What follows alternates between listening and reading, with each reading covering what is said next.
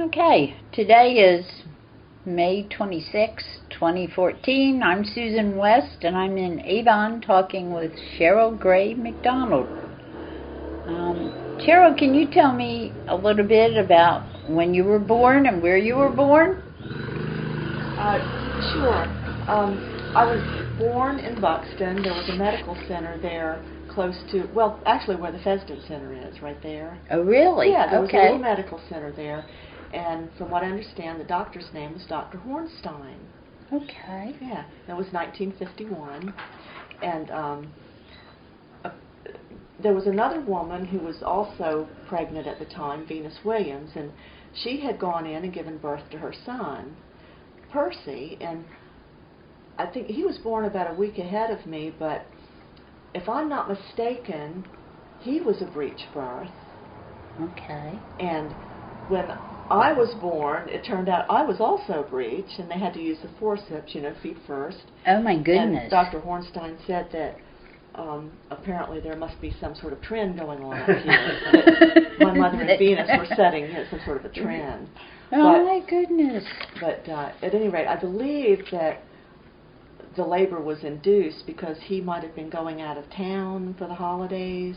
Okay. So he wanted to, get the babies born ahead of time. I don't know if that was the case for Venus and Percy, but my mother said it was because I wasn't due for a few more weeks. But yes, I was born in Buxton, 1951. Okay. And my mother was older. She was, well, for that time, she was 38 at the time. That was old. For those days. Mm-hmm. Yeah, exactly. And what were your parents' names? My mother's name was Caroline Matilda. Her maiden name was, they pronounced it Rowland, but people now call it Rowland. It's spelled R-O-W-L-A-N-D. But she was from New York, from Long Island, New York, so, it could have just been an accent difference. Right. And my father's name was Ellis Andrew Gray. Okay. And he was from here in Avon. Okay. And how did they meet? My father was in the Coast Guard up in Long Island. Oh, actually, on Fire Island, right across the Great South Bay on Long Island. And I believe my mother said that they met not in Patchogue, where she was born and lived, but in a town over. I think it might have been, I don't know if it was Blue Point. Anyway, it was one of the close little towns nearby. Okay. Anyway, but she met him there. She and her girlfriend would, go over there, and they saw the Coast Guard boys, and I guess, And did they get married up there? They did. Okay. They got married in 1932. Okay.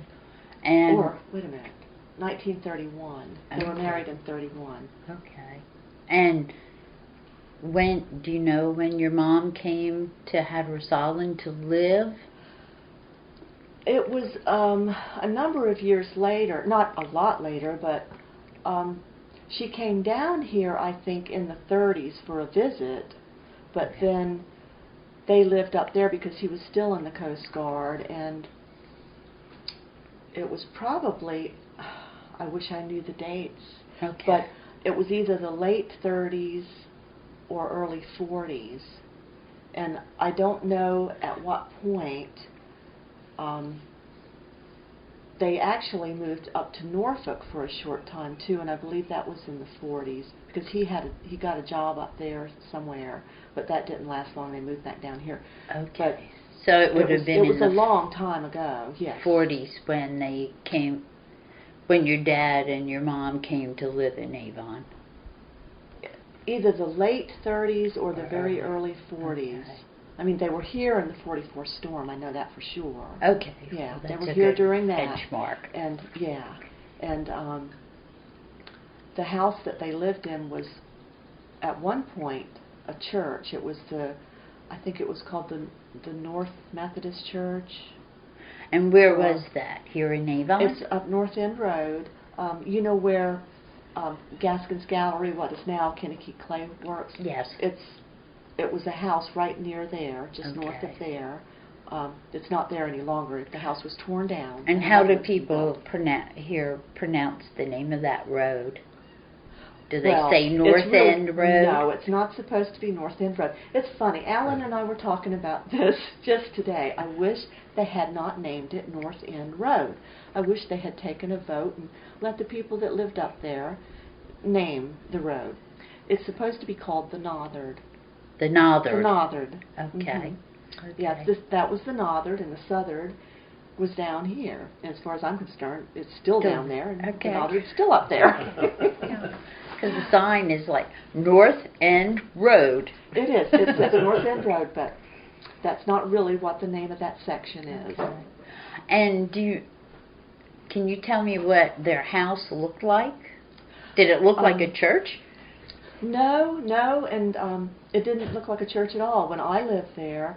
And I believe before the one picture that I've seen of it, it was a big L shape. Okay. When I grew up there, it was just a standard-looking house. I don't really, you wouldn't call it a farmhouse. It wasn't 2 like stories. Mm-hmm.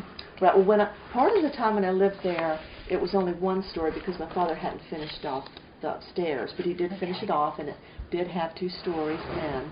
But when it was the church, it was an L shape. But the 44 storm washed the house out to the dike, from what I understand. Oh my goodness. And I believe that it stayed out there, and I could be wrong. I wish I had, my sister Mary Lou in Hatteras to verify this by, but I believe it stayed out there for almost a year before they got it moved back to the right spot. And it was one of the last houses that the government helped move back to their own property. Oh my goodness. But when they moved it back, they had to tear off part of it. Okay. Yeah, and some of this might not be totally correct, but I know they did have to take it off to move it back, part of it. But I remember my sister Libby telling me that she recalled that the floor was actually lopsided, and they lived in a house with the floor being lopsided, basically stuck in the side of that dike out there for almost a year. Oh my goodness. Yeah. Amazing. And that was amazing. Yeah, I know. Could you imagine? No. So the government helped move houses that washed. That's my understanding. Okay. Yes, they moved the houses back because back in those days, I doubt very seriously anybody had any kind of insurance, flood insurance. Yeah, probably anything not. Like that. Had no means, and it was very simple living. Right. People were not rich here. They didn't have the means to, move everything back themselves. It was a disaster. Yeah, it was, like so many of them. Yeah. And did your dad work on that house? Did he do the work of remodeling and putting he was a Oh yes, he did work on the house. Yes, he was a carpenter by profession. Oh, he was. A carpenter and a fisherman. Okay. Fisherman crabber. Mm-hmm. Okay. And but he did a lot of carpentry work throughout the village. He even, I think, either built or helped build this house. This was actually at Jim Walter's home right here. Okay. But yes, the one up that I grew up in, that was my parents', that one he did do the work on upstairs. He finished that off, and any kind of repairs. He did it all himself. Nobody else did it. He did it. And do you remember him fishing? I do. Yeah. Did he fished in the Sound? He did. He had a boat that he kept there at the harbor. Okay. It was most of the time I remember it was on the northern side of the harbor. Okay. It was very small anyway, but he would keep it up there. Do you know if he fished alone or if he had somebody? Most of the time he fished alone, I believe. He would occasionally take us out fishing, just for a little fun adventure. But when he did the commercial fishing, it was mostly by himself. Do you remember what he fished for or what he caught? Well, I know he caught a lot of, it seemed like he would catch a lot of, sometimes trout, and we never had, flounder or anything like that, but that's more of like you gig for flounder. I don't recall having that, but we'd have trout, we would have blues, we would have sometimes puppy drum. Did you eat a lot of seafood when you were growing up? Yes, we did. It was mostly the meat was mostly seafood, or sometimes chicken, and sometimes occasionally pork. I don't think anybody was real big on pork in my family, except for maybe, bacon, stuff like that. But okay, yeah. And your dad's family, do you remember his parents? No, because my grandfather had passed away before I was born. Okay. But then my grandmother, she passed away when I was only 2 years old, so I have no recollection of her. But what people tell me, they were really, really nice folks. Okay. And they lived down the road there. My father didn't grow up there. At one point, I believe I was told they lived up near the Little Kennekeet Life-Saving Station up that way. And then later, and I think my father was born up there. Okay. And then they moved down to this house here. It's down McMullen Road, down towards, Reef Road, down that way. Okay. It's one of those old houses there. It's been elevated. And do you know that house, did they move that house from up by Little Kennekeet, or do you know, or? I never heard that, but I do know that they moved houses back in those days. They did? I know some of the older people that I've spoken to, like Mr. Willard Gray, who passed away. He had told me, and even remember my father saying that the men would move houses. Okay. They would actually put them on, I guess, logs or rollers or something, and just physically move them. My goodness. Yeah. Did he have sisters and brothers here in Avon? Oh, yes. He did. My father had, I think there were 8 of them altogether. Oh, my goodness. Some moved away. My Aunt Mandy, she lived down near C.C. Gray Circle. She and Uncle Burgess, they lived down there. My Uncle Cyril, he lived up in Norfolk. Uncle Willard lived in the house that my grandparents lived in. He lived there. And Uncle Watson, he lived up in Norfolk also. But Bobby, who owns the property next door here, that's my Uncle Watson's son. Okay. So, yeah. And of course, my Aunt Lillian, she lived in New Jersey.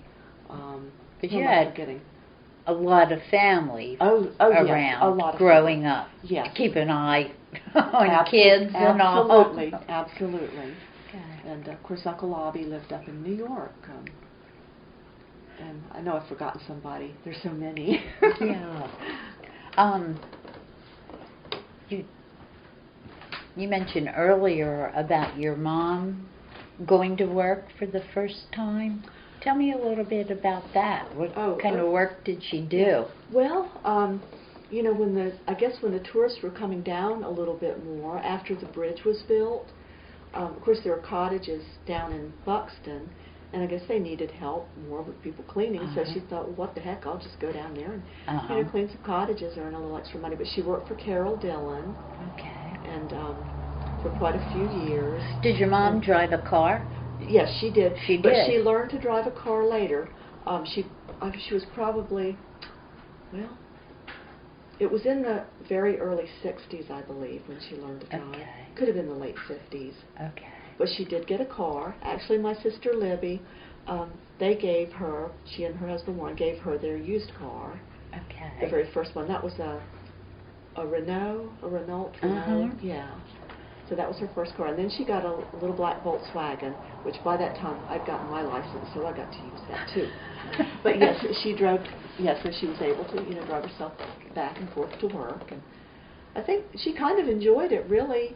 There was very little work to do down here for women, so, it gave her a way to earn some extra money, and, she kind of enjoyed just going down there. And she worked with my Aunt Mandy a lot. Okay. My Aunt Mandy worked at the cottages.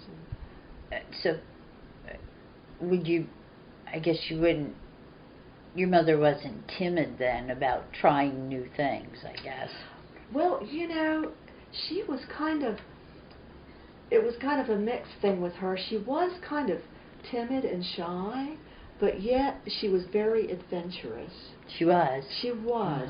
And she just was one of these people that had that twinkle in her eye. She loved new and unusual things, and, she would like to try things, but she was, on the other hand, kind of a shy person and reserved. Do you remember when she started painting? I sure do. It was the late 60s, because I was still in high school, and I believe I was about in the 10th grade, and they had an evening class there in oil painting, and so my mother talked me into going down there with her. She wanted to learn to paint. She wanted me to learn to paint, too. Okay. She was interested in having her kids learn to do different things, so she signed both of us up, and we went down there in the evenings, and it was her first experience at oil painting, and of course mine too. And so she painted, for a few years using oils. Okay. And, what was her subject matter, or did she have favorite things she liked to paint? Well, she painted some beach scenes, and she loved painting flowers. Okay. She did paint flowers, and I do have, actually I do have one of her beach scenes. It's with a palm tree. It's tropical looking. And she had done, quite a few flowers, kind of like what she wound up doing with the watercolor. She learned watercolor later. Oh, okay. My nephew's wife, Denise Yes. Gaskins, she had learned to do watercolor, and she kind of taught my mother some of the, watercolor techniques. And my mother developed her own style, but she pretty much encouraged her to use the watercolor. And how would you describe your mother's style of painting? Realistic or impressionistic, or? I think it has kind of almost a folk art appeal to it. A more impressionistic. I wouldn't call it realistic at all, but I think it's got kind of a whimsical, light, free style, in my opinion. Were there many other artists in Avon at the time when she took up painting? Well, there were a couple. I remember Miss Ina Scarborough. She used to paint. Okay. And my mother would, talk about her painting. And also Brooksy Cole, who was, her maiden name was Brooksy Meekins. And she still comes down here sometimes. Her sister Lola Meekins lived here for all her life. She lived to be almost 100 years old, I believe, 98 or so. But Brooksy lives up in Elizabeth City, and she is a very good artist. Okay. She painted also, I remember. So there was a little community of women artists. And there could have been other people who painted too around here. I don't remember. I remember Brooksy and Ina because, my mother, hung around with them some, or, was friends with them. Do you have any idea of the first time your mom sold a piece of art? It was probably when my sister Libby had the Gaskins Gallery. Libby and Denise, had the gallery together, and it was probably so pretty late then. I mean, she had been it was painting. When the gallery had come along. Okay. Yes, but she had done predominantly more oils earlier on, and I wouldn't say she didn't do hundreds or anything like that, but she did paint. She enjoyed it. She always wanted to be an artist. And how many brothers and sisters do you have, or did you have? How large was the family? Well, there were 5 of us all together. There were three girls and 2 boys. Okay. My sister Libby, who recently passed away, she was the oldest. She was 20 years older than me. And then Mary Lou. Wow, that is quite a spread. Yes. My goodness. Yes. And Mary Lou was 2 years younger than Libby. Mary Lou lives in Hatteras Village right now. She and her husband Hal. And they were both born in New York, in Patchogue. So my folks were still living up there when they came around. And then my brother Ellis, he was next. He was, I guess maybe, I'm trying to think, 4 or 5 years younger than Mary Lou. And then Johnny was maybe 4 years younger than Ellis. We call him Ellie. And then I came along almost 10 years after Johnny. So. Oh my goodness, it was quite a spread. There was quite a spread, yes indeed. Yeah. And of course you know Johnny Gray. He and his wife Gracie run the campground. Right. There. Yeah. So you really were the baby of the family. Oh yeah, yeah. And unfortunately, most of my siblings had moved away by the time I came along. except Johnny, he was still around, but he was older, so you know, it wasn't like we really hung around together. Right. Yeah, with that age difference. Yeah. So, what do you have any idea what your mom liked about being an artist?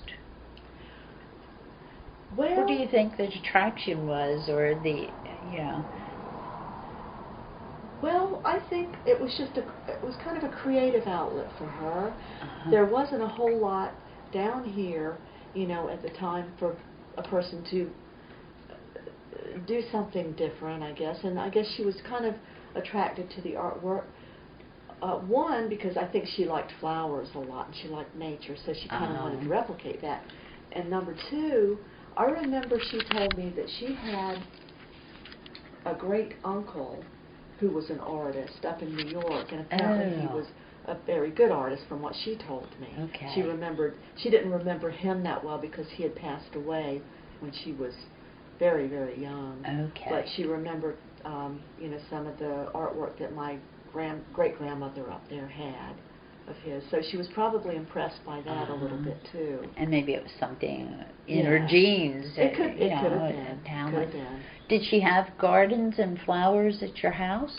Oh yes, she always had a vegetable garden, and she loved to grow flowers, and she would have bulbs. She had some of the canna lilies, you know, growing outside, and I remember, you know, even as a little girl, my father liked to garden too, but they would always have a vegetable garden there by the house, and it was always, you know, kind of fun to go out and watch them till the dirt. And, you know, my job. Did they have any animals, like farm animals or chickens? Well, I think when I was really, really young, and I have a vague memory of this, there were some chickens in the backyard. Okay. So it must have been, you know, it was before I was even in school. Okay. But I have a vague memory of that, but I do think that they had chickens. But later on, this was after I had moved, like maybe 1972 or so, they had a goat. And they named her Heidi. They loved Heidi dearly. Okay. So, yes, Heidi, my father built a fence, and she just kind of stayed in the back there and chewed up all the, you know, shrubs, but the vines. She loved that greenbrier, and she took care of that.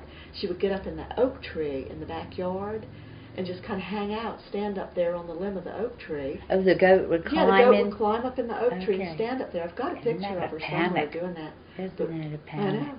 People would go by and comment, there's a goat up in the oak tree. So, and cats and dogs? Yes, we always had cats there. They had cats. Not too many dogs. I think my brothers both had dogs. I never had a dog. I always had cats and kittens. But I think my brother Ellis had a dog named Turk, and Johnny had one named Topper. Oh, okay. And Topper, you know, was around until I guess maybe about I was in the first or second grade. Okay. So, did you have a group of children your age here in the village when you were growing up? There were. I had, when I was real young, of course I wasn't allowed to go down past a stop sign. It was too dangerous to be on the road. Oh, okay. So, I had a friend, Carol, who moved away. This was before I even entered school. She moved away, let's see, probably in 1958 or 59. And then Star was one of my very best friends. She lived up the Northern all the way at the very end. And we played a lot together. Do you remember what you did playing in entertainment? Well, you know, when I was real young, Star, we would just go back and forth to each other's houses, and we would play dolls, or we'd get into somebody's car and pretend like we were driving, you know, or get into her grandfather's boat in the back and pretend like we were paddling or fishing, whatever. But then later, you know, as I got older, of course, you know, I had a good friend, Faith, who lived down here, Faith Hooper, and Karen Scarborough. She was another best. Karen, Faith, and Star were my three best friends. And Sandra, who lived down at the end of the village here, Sandra Brothers, she was another best friend, too. But we... and when you went to school, did you go to school in Buxton? In Buxton, yes. But you asked what we did for entertainment. Yeah. When we were a little older, all we did was just, we roamed the roads. We just walked the circle constantly. That's all we did. Or we would go to the sound for, swim, or we'd go over to the ocean for a swim. And, okay, so you did swim in the ocean? When we got older, we were allowed to go to the ocean, yes. And sometimes we'd go to Charles's store out here. He had a store with a pool table. And we'd go out there and shoot pool. Okay. My father always said, I don't want you out there going to Charles's shooting pool. Because it was a sin, I guess. So, we'd sneak out there and we'd go shoot pool. Of course. Yes. Of course. But in answer to your question, yes, we went to school down in Buxton. Okay. It was the only school on the island, so, we all caught the school bus. And was that frightening when you started school there, or did you remember, were you anticipating it? I don't remember being scared. I'm trying to remember the first day. I remember the first grade, and I remember, thinking school was fun, really. Okay. Did you, but prior to school, did you know kids from other villages? No, not really. You didn't? No, I just knew the kids in the village here, the ones who were predominantly around my age, and, the teenagers that my father told me, you don't get in the car with those girls. They're teenagers and they're all wild. But it was mostly just in the village. But then going to school, yes, we became acquainted with the kids in the other villages. Okay. And made friends. We were all kind of like all friendly towards each other. We all knew each other. Was there any rivalry between the villages when you were growing up? Well, more I thought just in a humorous, goodwill way. Some people might have taken it more seriously, but I know the people in Buxton and Hatteras used to call us Kinnick eaters, Yopon eaters. And we'd pretend we were angry, but we really thought it was just fun, all in fun. And we'd call the people in Buxton sea ticks. Sea ticks? Yes. And we joked the people in Hatteras about their low land. Can you imagine that? I guess it's all relative, isn't it? Yes, And of course, the people in the kids in Salvo, they went to school in Buxton too. There's some real nice folks up there that we met. Were there any, as say a teenager, a young teenager, were there gathering places on the island? If you went on a date or you and your girlfriends wanted to hang out, were there places that you went? Well, I can tell you that little black Volkswagen that my mother had, she would let us use that car, and I mean let me use it when I got my license. And we would head down to the campground and the lighthouse and circle around and look at all the surfers. Okay. We were like 16 at the time. But we, of course, gas was cheap then. We'd all like pitch in maybe a quarter and get $1 worth of gas, and we were good to go for the whole afternoon. Right. So we'd go there. But as far as a gathering place, mostly around the village here, we would just kind of walk around the village. There was no building, or we'd go to, somebody's house. Right. Okay. But there wasn't anything like a community center or anything. Not like here that. in this village. Right. No. Did you travel off the island a lot when you were growing up? Not a lot, because my father didn't really like to travel too much. But when my sisters, their husbands were stationed in the Coast Guard, and they were up in the Norfolk area. We would go up there and visit with them, and we'd usually do that, at least once or twice a year. Okay. So, and my sister Libby and my sister Mary Lou both had, kids around my age, so I'd go and stay with them for a week, and then their kids would come down here and stay for a week in the summer. So it made for a nice little break. Right. And then I know my brother Ellis, one time he was stationed in Tennessee, so we took a little trip out to Tennessee. Okay. My father didn't go then. My sister Libby took us out there. And we went to Charleston when Libby. Did your mom go on these trips? She did. She absolutely did. Yes. She didn't. She wouldn't stay up in Norfolk for a whole, or Chesapeake for a whole week. That would just be me. But yes, out to Tennessee and Charleston. My father would stay home, but we would all go. Growing up, were there any major storms that you remember? Well, the 60s didn't seem to have as many terrible storms as there seems to be going on now. But there was the Ash Wednesday storm. That was a bad storm. Was it? Yes, it was. I think it was 1962, 62, I believe. But that's the one that cut an inlet down by the Haulover, just north of Buxton there. And I remember that one. It was, and I do remember some of the storms too, about like the windows rattling and it being kind of scary. And I remember tide coming up a bit, into the village. But the Ash Wednesday storm, that one pretty knocked things out of commission for a while because it was, I believe it was in March that it happened. Of course it would be, Ash Wednesday. And so we couldn't get down to the school, so we had to go to school here at the Methodist Church. They got a group of people here together to teach. One was one of the preachers, Mr. Johnson, and Ina Scarborough, she was one of the teachers, and I forgot. So the community just sort of recruited. Yeah. And so we finished out the school year there at the Methodist Church. Okay. And so, which I thought it was kind of neat, to not have to take the school bus. Right. And could walk home for lunch every day. But then starting the next year, they sent us to the life-saving station, the little Kennebec life-saving station. Oh, we really? Had school there. We went to school there, yes. And there was all this going back and forth about, should we fill it in? No, we don't want to fill it in. It seemed to me, like if my memory serves me right, the people on the north of the inlet didn't want it filled in because it made the fishing really good. It opened it up and the fish coming into the sound. But the people on the Buxton South wanted it filled in because, they were worried about, obviously they didn't want to be stranded out there in the middle of the ocean. Right. So, but they wound up filling it in. They put a bridge across it first, so you could get across the bridge. But what I do remember is it seems to me there was a ferry that came in to the harbor just temporarily that would bring cars across. From I guess they were coming across from Buxton. Okay. While it was still, the inlet was still cut. But that wasn't there very long, but I do remember that.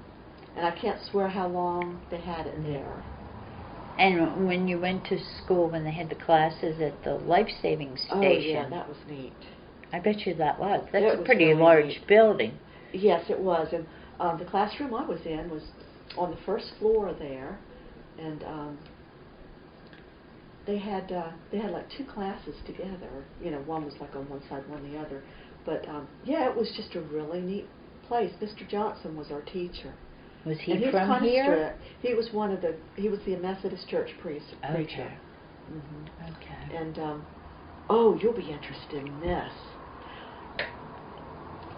While we were going to school there, during recess, it was always a lot of fun because you could walk over to the Sound.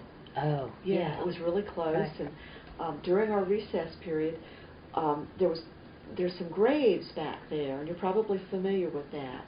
But we would walk sometimes down past there, and there were open grave sites right on the wash of the beach, and you could see where the graves had washed away and the bones were still there. Oh, my goodness. There weren't a lot of them. It was just a couple. Uh-huh. But one girlfriend and I, Connie Johnson, she was the preacher's daughter. She and I had gone back into the woods and were, prowling around during recess, and we found a human skull. Oh, my goodness. And we took it back to the classroom with us, to show her father. Right. And, of course, he kind of freaked out. He's like, "Where did you get that?" Yeah. And we said, "Well, we found it in the woods, We thought we'd bring it back so, to show you." And he said, "Just take it and put it back where you found it." So we did. We just took it back and put it back in the woods. My goodness. But it was those old graves. Who knows who that was? Yeah. Who knows? I mean, we didn't take it out of, the casket. Right. This was a skull that had washed up into the woods. Yeah. And I so wonder, we put it back. And I guess we'll never know how many graves were up there that are no longer there. That are not there anymore. I believe those graves that were in the wash, I think they might, I wouldn't swear to this, I don't know, but I think they might have moved those and put them back. I don't know. Okay. But, it's just interesting. It's kind of sad to think, too, who was that? You know? Right. And we were only 10 years old. Yeah, exactly. 10 or 11, maybe we were 11. But we were little girls, and we just thought it was kind of neat, you know. Sure. Like a science project or something. Exactly, And of course, we probably archaeologist freaked her father out. or Yes. something. Mm-hmm. But that must have been fun going to school in that big Oh, building. it was. And I was really thrilled to go there because, and I guess it's okay to say this, the 4th grade teacher, Mrs. White, she had a reputation for just being really strict and fearsome. I remember being in the 3rd grade and the kids ahead of us saying, "Oh, you're in for it now. You're going to be in Mrs. White's class. She is horrible." She was just too strict, I think. But I remember I was scared the whole time. I went because she was like that. She just I got moved over from A class to B class for daydreaming. She asked me a question. I was looking out the window and wanted to be on the playground, and she asked me a question, and I didn't know what she was talking about. I was thinking swings, and so. But she was too hard on kids, I think. She may have been a very good teacher. But that's when the Ash Wednesday storm came through, and I thought, God did this. I know He did. I'm saved. I don't have to put up with Mrs. White. But so the next year, we wound up going back to school down there. Okay. And I swear I can't remember for the life of me. It seems like it might have been... Did they put a bridge up and it got washed out again? There's something sketchy there with me. Okay. Somebody else might be able to tell you better about that.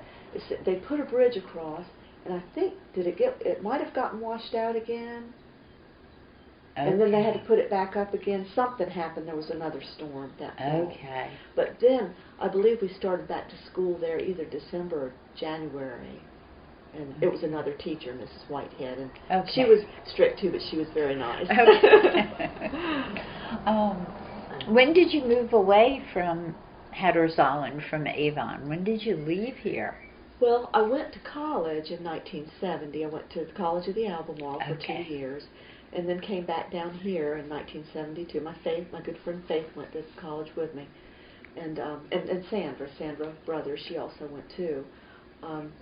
But in 1972, around about September time frame, Faith and I were betting each other that we didn't have the nerve to move away. So I said, well, I'm going to move up with my sister Libby and Warren. And I don't even know if I ever asked her if I could move in or if I just showed up. No, I think I asked her if it was okay if I moved in. Of course, she readily wanted me to. And I lived there with Libby and Warren in Chesapeake for 2.5 years. And worked? And worked up in Norfolk. I got a job with the government up there. Okay. And then stayed away. Have you? No, I didn't move back. I stayed away. Well, I had, in 1972, I had a job with General Electric, and then I had applied for a government job, and I got a government job, and of course my family was saying, oh, it's a lot of security in that, you hang on to that job. So I just wound up staying, not on that particular job, but with the government, and changed, jobs, through the years. And what, do you still work? I retired when I turned 55. I had 33 years in, and I said, well, you never know, so I can retire and collect my pension. So I And what type of work were you doing at the end there, right before you retired? I was a supervisory transportation specialist. I worked in a quality control office. We monitored moving companies, their performance. So we would receive complaints from customers and compliments, whatever. And there was a real huge governmental system set up where you rated companies for their performance. And we did that. And, and arranged moves for military personnel, did counseling.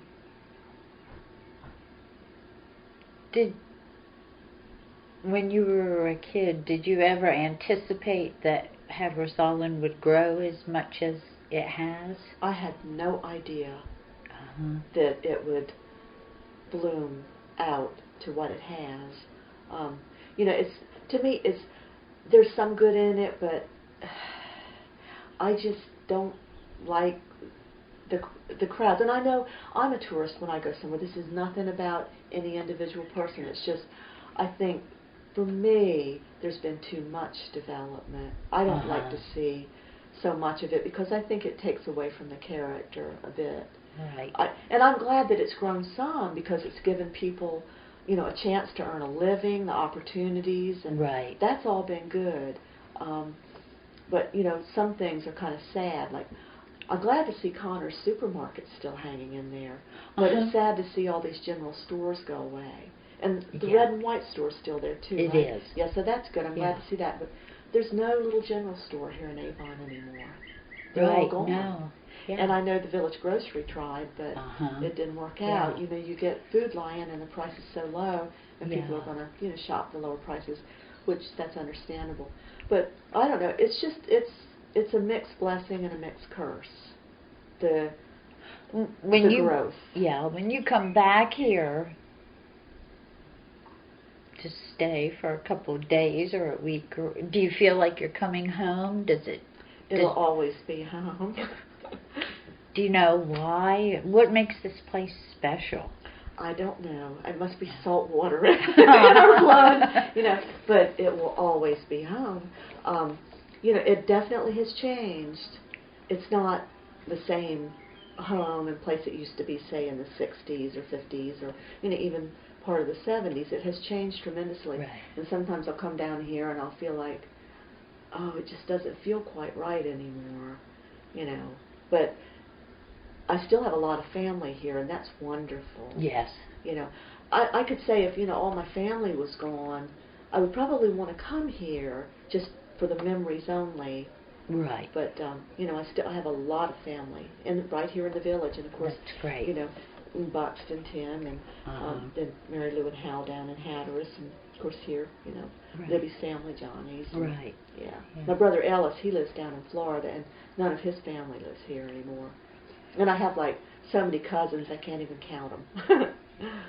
So, would you say it's that family and community connection that really is what makes this home for you? Absolutely. And it's that, and then plus, memories, and that, of just growing up here and being here and coming back down here a lot.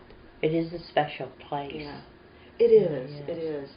It's, and Alan and I have thought, oh, well, sometime might be nice to move down here again and be here. I do worry about the storms. Yeah. I do worry about it. Sure. Not only just getting severed and just, the problems with what are we going to do if, something, if we don't have a connection right. there. And it's a difficult decision. It's not going to work, It really is. Yeah, and I understand, all the complications. I understand both sides. I do. Right. I really do. But it's just, and you worry about, if a terrible storm comes and tears everything up. Of course, that could happen in Smithfield, too. It could. Yeah. It could. Yeah. I think, but we hear so much about hurricanes and sort of, Hatteras Island. I mean, every storm that comes along, they use Hatteras as location. They do. They do. So, and, I've gotten right touchy about it, too. I don't like it when they do that. And I have one good friend, and bless her heart, I think the world over, but I really got mad at her because this is so silly. Because a storm was coming up the coast, and she said, oh, it's going to hit Hatteras. It's like, they all hit Hatteras. It's like Hatteras sticks out like a nose, and they just punch in. It's so childish of me to be annoyed with her over that. And I remember saying to her, it could hit Tidewater just as easily. That's funny. That's so funny. Oh, this house. You used to live here. Yeah. Mm-hmm. Your mom and dad. Well, why did they have this house built or build Well, it? they didn't. This house, actually, you remember I mentioned my good friend Star, that I remember there's a girl and a teenager. Her parents had this house built. They bought this house, and they lived here for a couple of years. Might have not even been a couple. It may have been 1 year. I don't know. I can't remember. But then her stepfather got stationed elsewhere. Okay. And they moved away. When they moved back, when they moved away, they sold it. Or wait a minute. No, they moved away. They didn't sell it until my Aunt Marie came down here from New York. My Aunt Marie didn't have any family left. Her husband had passed away. She lived in Long Island, New York. My mother's sister. Mm-hmm. She moved down here in Was she older than your mom? She was 18 years older than my mother. Oh, my goodness. My mother was a younger child, too, the youngest. Aha. So anyway, my Aunt Marie wanted to move down here, so this house was for sale, and Vivian and Ed Scarborough, they sold it to my Aunt Marie. Okay. And this was, gosh, I guess maybe like 1964 time frame. It could have been, give or take, around that time frame. So she lived here, and she lived here until she passed away in 1973. I believe it was 1973 that she died. Do you remember if she liked living here? Well, I think she was older when she moved here, and I think she was glad to be here because her sister was here. But I think she was kind of sad when she was here. It was probably a hard adjustment. Here, yes, we would come to visit, my mother and me. And I remember she would cry a bit. But she wound up getting, I guess they didn't call it Alzheimer's then, but she did get, she had dementia of some sort. She wound up passing away, about, I guess maybe 9 or 10 years later. Okay. But she left the house to my mother. Okay. And, but I think she probably, back to Aunt Marie, she probably enjoyed it here, but I think she would have rather have been in New York. But things had changed up there a lot, too, and I guess everything had gotten much more expensive. Right, I'm sure. And her husband had passed away, so she was kind of on her own. So. Yeah.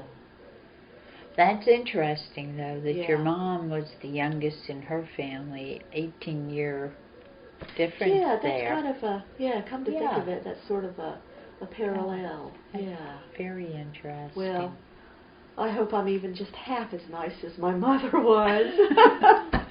Sometimes I'm not. But, I try to be, we all do. She was very kind, and you're right, she did have that twinkle in her eye. She did. She had a twinkle in her eye. She was interested in things. But yeah, she left this house to my mother, and then, of course, my brothers and sisters all had houses here already, and I didn't get married till later. I was in my 30s, and I think my mother was afraid I was never going to get married, and she was worried to death about me. So she and my father said, well, at that point they put the house, it was partly in my name and partly in her name. She decided to do that, so just in case.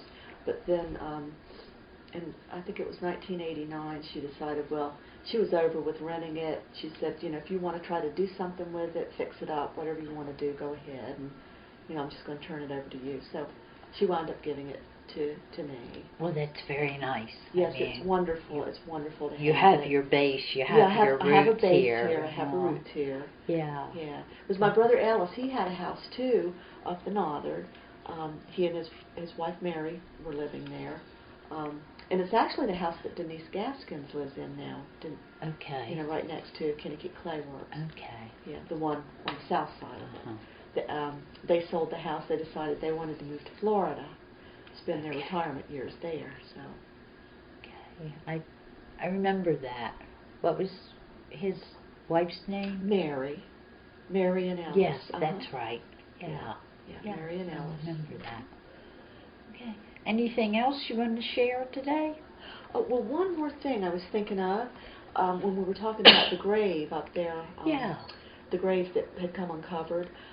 I remember my father telling me that back here, and I don't know if it was on this lot, but all the way back by the dike, in that area, I don't know if it's on Bobby's property, but it might stretch across. Apparently, after one storm, I don't know what year this was, but it was way back when, that some graves had come uncovered, and there were human bones lying all over back there. And I think they gathered them up and tried to move them the best they could. I don't think they even knew the names. I believe it was wooden tombstones that maybe washed away. Oh, my goodness, yeah. So they took them, and I think, and I could be wrong about this, but I think they might have taken them to, there's a graveyard down on Williams Road, way down at the end.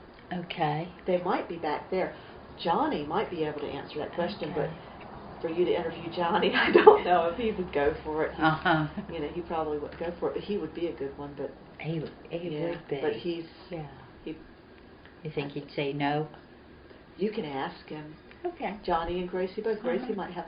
And you know who else? Although I don't know if he'd do it too, is my brother-in-law Hal.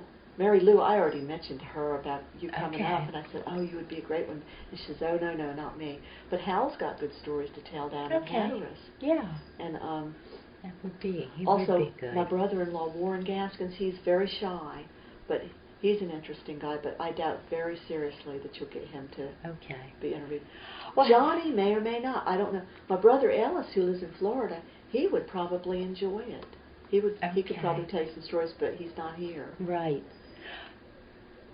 I can call Johnny. Call Gracie Johnny, and he'll probably want to shoot me for saying. He'll say, "I don't care. Go ahead. I'll just duke it out with him." Yeah. But the worst that he can say no, and so that's okay. Right. And that's right. That's fine. Yeah. But you could call Johnny. You just tell him that I said he would have some interesting stories, and he'll probably get annoyed with me, but I don't care. Okay. But, and Gracie, she probably has some interesting things to pass on from her folks too. Information. Right. You know where the campground is now. I don't know if you know this, but there used to be a schoolhouse there. No, I didn't know that. Yes, there was a schoolhouse, and her father and mother, Alice and Dameron Meekins, they bought that property where the schoolhouse was. Okay. And that's where the campground is now. But the old schoolhouse got torn down, and I can't remember what year it was. I swear. But I remember the old schoolhouse, and that's. Oh my goodness! Yeah, I didn't know. They used that, in the 50s. Okay. I guess 40s or whenever. And was Gracie from Avon also? Let's see, Gracie. Yeah, well, her parents were from Avon, but they lived up in Chesapeake for most of her life, and then she went to high school down here. Okay. For a few years, and but basically, her folks are from here. I wasn't sure about that. And let's see who else would be. Manson and Vera Meekins. I don't know if you've ever talked to them. They'll probably give you some interesting stories. I'm sure. And they know some. Manson is in his 90s. Yes. Yes. And Gib Gray. I talked to Gib about the time when your mom was interviewed. Okay. I interviewed Gib at that time, and he had a lot of information. Yes, he did. Yeah. And Hal's got some interesting information. Don't let my sister Mary Lou talk him out of it. Okay. I believe he might want to do it. Okay. But because when I mentioned it today, and just between us, he said, well, everybody's memories are different, and I don't want folks to think that I'm making things up, but it's just like with me, like with the human skull. Connie Johnson may have completely different memory from what I have, but there was a human skull was involved in that story. And we did take it back to the classroom. That happens. People remember things differently, or the most important part, somebody might think it was this, and somebody else might not even be paying attention to that. Exactly. And, they'll remember what Old Man Jones said at the time, and nobody else will remember. But that's what makes this also kind of fascinating. Oral history is kind of personal in a way. It is. Yeah. My niece Sheila, who is exactly my age, Libby's daughter, Sheila Crow, she and I always joke that between the two of us we have an almost complete memory. But lately it's been, between the two of us, we have maybe a half memory. I can relate. I can relate. I know. So it leaves you fast. Thanks, Cheryl. I appreciate it. Sure, absolutely. Well, I'm glad you wanted to do this. And I hope you can use some of the information. It's great. I appreciate your time, especially on your holiday. Oh, that's okay. I actually wanted to, was real interested in having you come up anyway, because, when I friended you on Facebook, and I said, I think that's the Susan who used to live at the house here. Facebook is kind of amazing, isn't it? Yes, it is.